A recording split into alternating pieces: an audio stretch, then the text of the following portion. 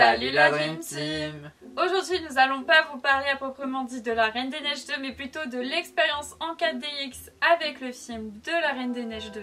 Il faut savoir que j'ai déjà testé la 4DX avec le film Avengers Endgame, mais Sarah du coup vu qu'elle n'est pas très fan de cet univers ne l'a pas testé.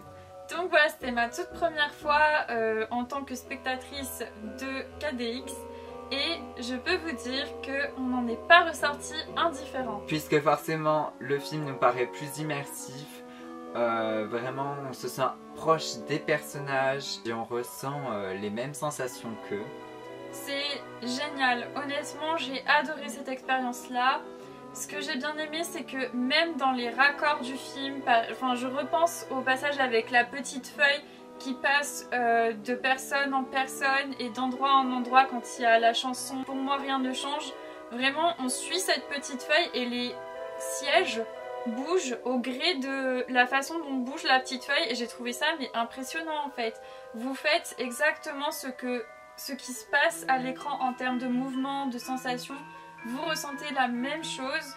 Ce qui était bien dans ce film c'est qu'il y avait beaucoup de moments où on avait de la magie, où on avait de l'eau, beaucoup de choses qui touchaient beaucoup de sensations. Au sensationnel et donc on ressentait vraiment ce qui se passait à l'écran. Donc quand on avait de l'eau qui était giclée sur les personnages, et eh bien nous on en avait aussi. On avait aussi des souffleries quand il y avait les bourrasques devant. De chaque côté de nos têtes on avait donc deux petites souffleries. Et on avait aussi une autre chose, c'était la machine à bulles. La fameuse machine à bulles. Alors honnêtement, notre avis est assez mitigé là-dessus parce que oui, certes, c'est beau à voir, mais le bruit que ça fait pendant toute une longue période, on a entendu le bruit de la machine et du coup on n'entendait vraiment pas ce que disaient les personnages et c'était un moment assez émouvant, mais on va pas vous spoiler le passage, mais c'était justement... Bah voilà, en fait quand le personnage il parlait très doucement, quand il y avait une situation hyper dramatique, il n'y avait plus de musique, on avait le personnage il murmurait quelque chose, et bien si on avait les bulles qui étaient lancées à ce moment-là, et bien on entendait toute la machinerie qu'il y a derrière et du coup ça nous cachait un peu les voix des personnages et vu qu'on n'avait pas les sous-titres, on est allé voir en VF, et bien du coup on n'a pas pu entendre certaines choses qui se sont dites pendant le film. Et ça c'est vrai que c'était un petit peu dommage. Après c'est quand même un côté assez spectaculaire, le fait qu'on voie ces petites bulles et qu'en même temps on a la Reine des Neiges qui fait de la magie un petit peu de partout. Ce qui était impressionnant aussi c'était les lasers qui étaient envoyés de partout dans la salle, qui balayaient vraiment tout quoi, tous les sièges, toutes les rangées. Quand Elsa elle balançait des petits pics de lumière, ou même quand il y avait le générique avec le château, avec les feux d'artifice, et ben là aussi dans la salle il y avait comme des sortes de faux feux d'artifice et j'ai trouvé ça super impressionnant. Ce qui est assez marquant sur ce film, c'est les détails et l'évolution graphique des films Disney, puisqu'on va remarquer les points de couture des robes, des vêtements, vraiment des personnages.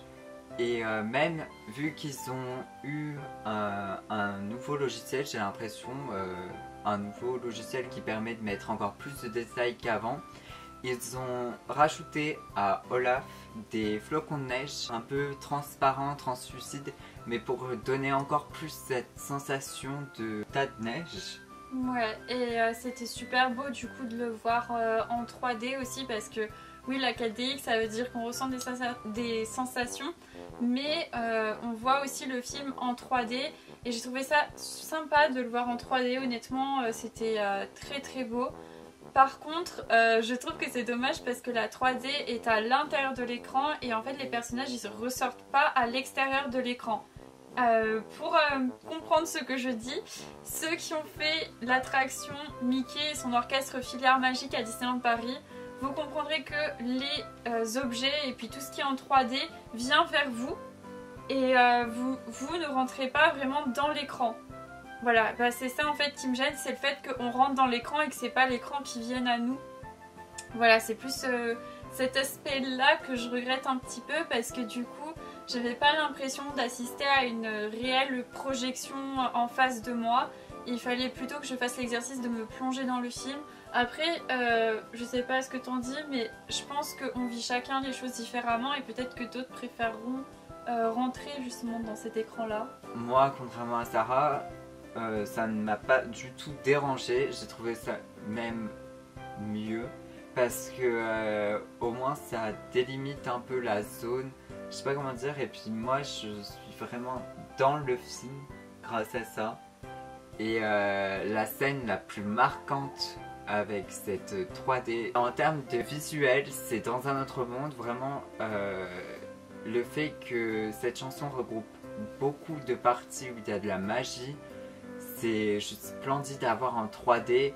Et même si vous n'avez pas les moyens d'aller voir en 4D ou que vous voulez pas avoir les sensations en 3D, ce film est magnifique parce que il y a plein de moments magiques et du coup c'est incroyable de pouvoir être aussi dans le film.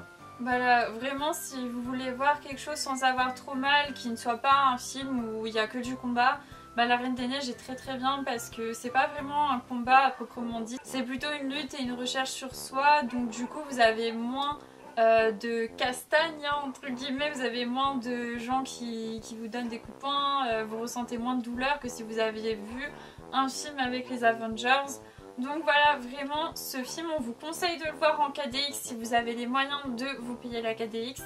Sinon, bah, vous pouvez toujours le voir en 3D, il est génial, et vous pouvez toujours le voir normalement parce que c'est quand même une suite Disney qui est réussite. Globalement, il n'y a pas trop de fausses notes en fait. Il est beaucoup mieux que le Roi Lion 2 qui pour moi est quand même du bas de gamme quand on voit le premier. C'est beaucoup mieux que le Pocahontas 2 ou que La Belle et la Bête 2. Mais forcément on a vu des vidéos où les auteurs de cette saga en ont parlé et ils ont expliqué que quand ils avaient voulu faire La Reine des Neiges, et ben ils pensaient directement à une histoire qui englobait le 1 et le 2. Et à mon avis c'est pour ça que ça a été autant une réussite en termes de scénario. C'est parce que vraiment ils n'ont pas créé ce film afin de vendre, c'est plus ils ont créé un scénario parce qu'ils en avaient envie et parce qu'ils avaient de l'imagination et vraiment pas une question budgétaire. Ce film, on vous conseille de le voir absolument, mais vraiment, et il est quand même assez différent du premier. C'est pour ça qu'il y en a qui pourront dire « Oh, mais le premier il était mieux ». Non, non, le premier il est différent. Le premier c'est vraiment une histoire de...